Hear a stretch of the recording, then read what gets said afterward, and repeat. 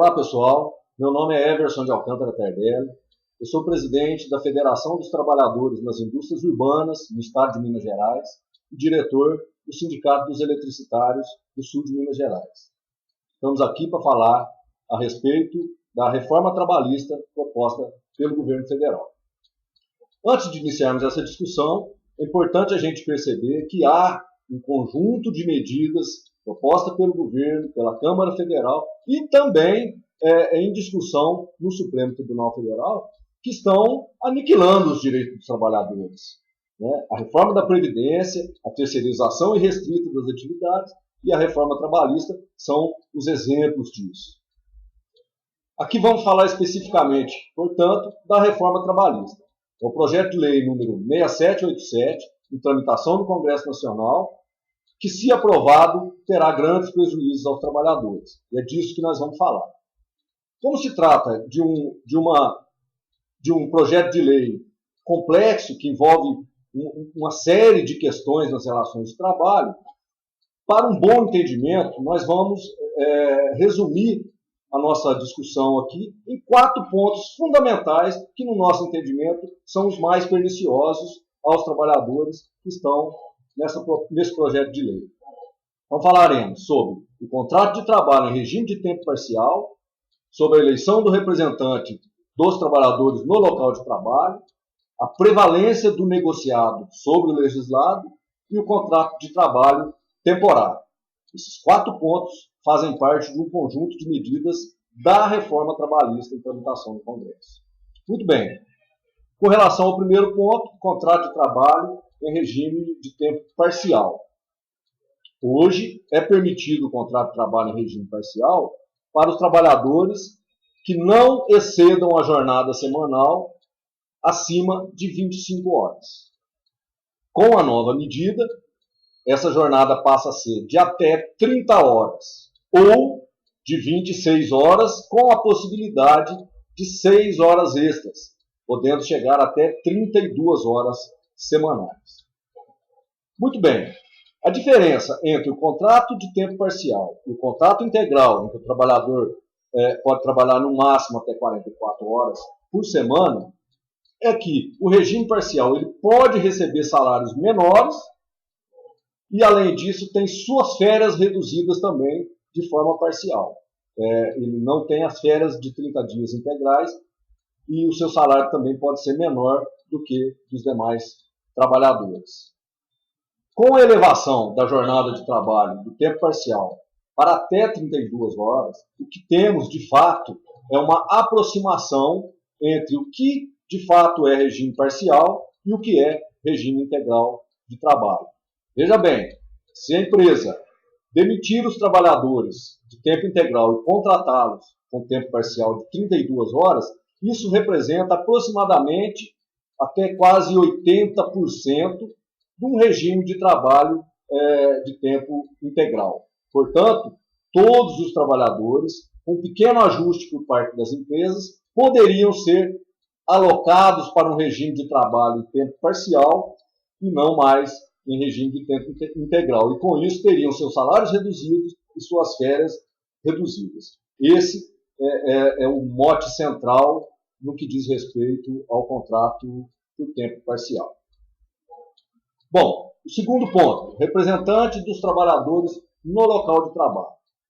O projeto de lei prevê que a eleição para o representante dos trabalhadores no local de trabalho, ela pode ser feita pela empresa, pode ser eleito o trabalhador que não é sindicalizado, e esse trabalhador terá as prerrogativas, além de acompanhar a negociação coletiva feita pelo sindicato, ele terá autonomia para negociar sobre pagamento de salários e sobre verbas rescisórias do contrato de trabalho.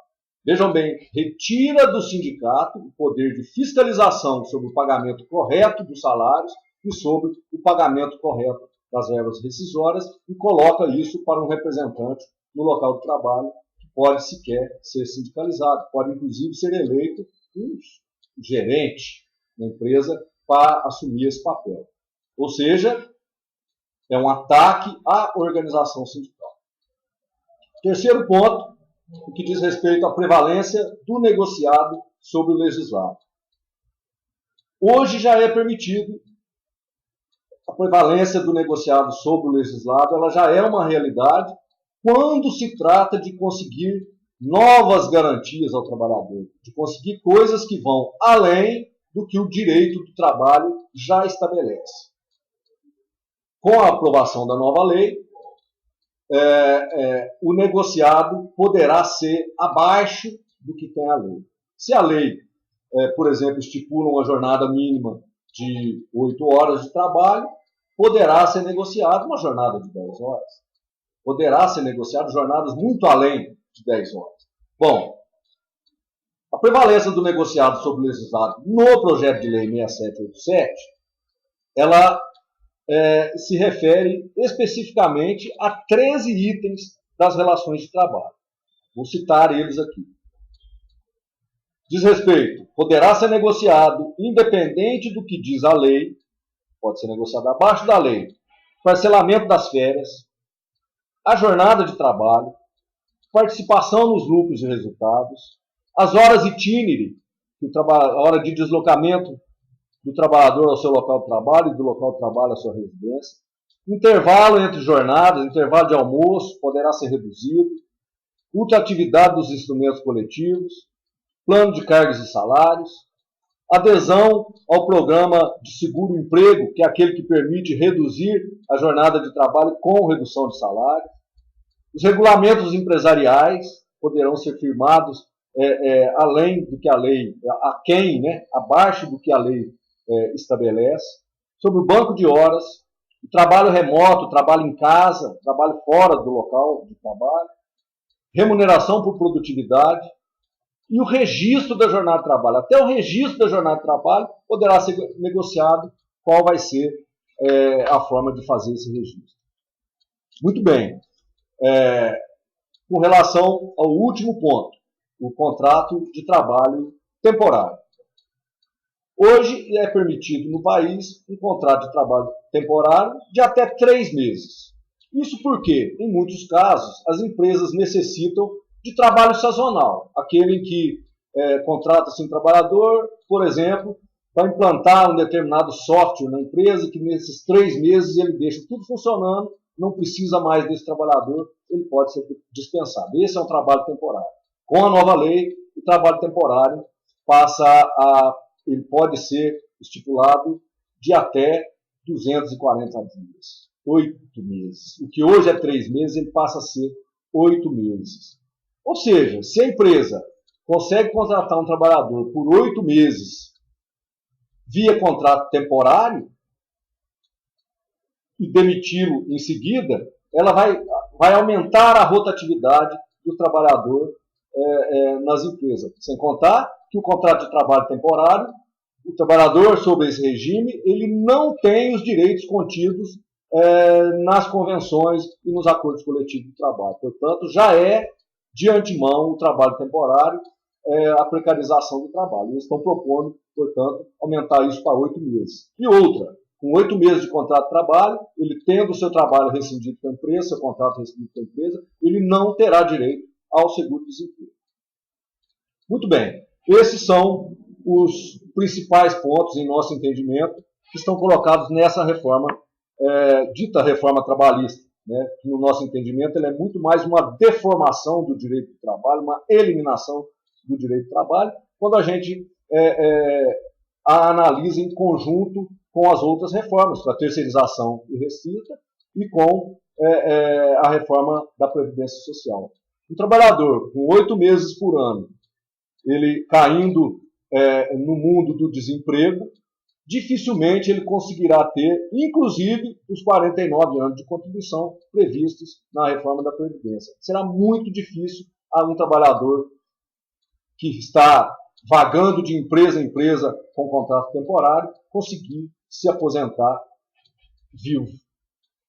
Bom, os principais argumentos para essa reforma trabalhista estão em torno da CLT e dos demais direitos do trabalhador que tem carteira de trabalho registrada. Eles dizem que a CLT é ultrapassada, que a CLT do século passado, e que ela engessa os trabalhadores e engessa os empregadores no que diz respeito às relações de trabalho. E ainda, dizem que ela encarece o custo da mão de obra no Brasil. Isso não é verdade. Segundo o professor Jorge Luiz Souto Maior, a CLT, dos 625 artigos que tinha a CLT em 1943, apenas 278 não foram expressamente revogados por lei posteriores. Ou seja, de 43 até agora, mais de 50% dos artigos da CLT foram revogados ou modificados, modernizados em novas leis, até hoje em tramitação no Congresso Nacional. Portanto, ela não é ultrapassada. O segundo argumento, de que ela encarece o custo da mão de obra, basta a gente fazer um comparativo com relação ao valor do salário mínimo por hora trabalhada praticado nos países desenvolvidos. Me permito uma leitura breve. Na Austrália, paga-se 9,54 dólares de salário mínimo por hora trabalhada. Em Luxemburgo, 9,24 horas. Na Bélgica, 8,57. Na Irlanda, 8,46. Na França, 8,24. Nos Países Baixos, 8 dólares e 20 centavos. Na Nova Zelândia, 7 dólares e 55 centavos. Na Alemanha, 7,19. No Canadá, 7,18. No Reino Unido, 7,06. Nos Estados Unidos, 6,26 dólares por hora trabalhada. No Japão, 5,52. E na Espanha, 5,37 dólares por hora trabalhada.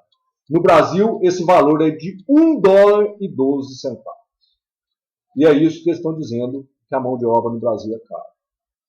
O custo da mão de obra no Brasil é irrisório em relação aos países desenvolvidos. Chega a ser 5, 10 vezes menor do que praticado nos países desenvolvidos. Portanto, não é caro o custo da mão de obra no Brasil. Muito bem. Já deu para perceber que essa medida não tem nada de proteção ao trabalhador.